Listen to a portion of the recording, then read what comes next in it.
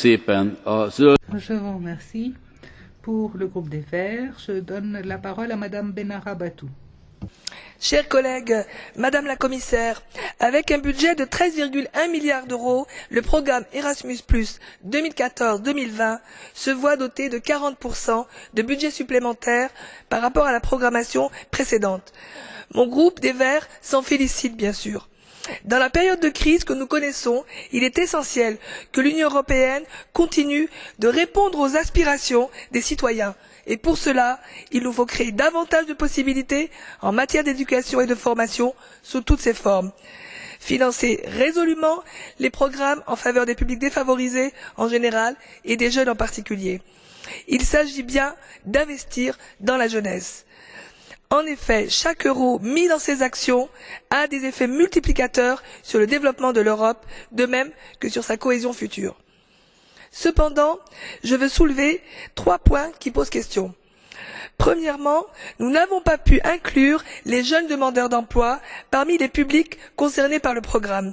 Nous n'avons à l'heure actuelle aucune garantie que les régions seront suffisamment vigilantes ni qu'elles feront jouer à plein le principe de complémentarité prévu par le programme Erasmus+.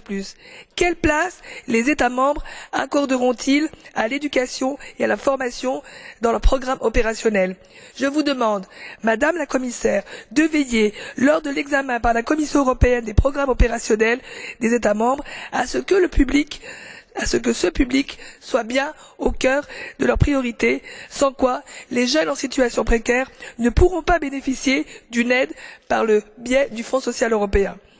Deuxièmement, je tiens à exprimer mon inquiétude au sujet des actions de coopération entre l'Union européenne et les pays tiers qui relèvent essentiellement de la rubrique 4 du budget de l'Union européenne, dont les montants reste encore à préciser. La bonne continuité des projets de coopération avec les pays du sud de la Méditerranée doit être poursuivie et renforcée dans le domaine de l'enseignement supérieur. Et je compte sur vous pour vous assurer auprès de votre collègue Stéphane Füle ainsi qu'auprès du Conseil qu'un accord ambitieux sera conclu sur ce point. Enfin, troisième point, comme vous le savez, le Parlement européen, nous-mêmes, sommes parvenus à plafonner le budget qui sera alloué au mécanisme de garantie de prêt pour les étudiants de l'Union européenne choisissant de faire un Erasmus au niveau master, tant mieux. Mais l'endettement n'est pas ce que nous souhaitons proposer à nos jeunes pour leur assurer un avenir meilleur. J'espère donc que ce mécanisme de garantie sera étroitement contrôlé et que vous prendrez toutes les mesures nécessaires pour que les mesures de protection des droits des emprunteurs soient respectées. Merci. Je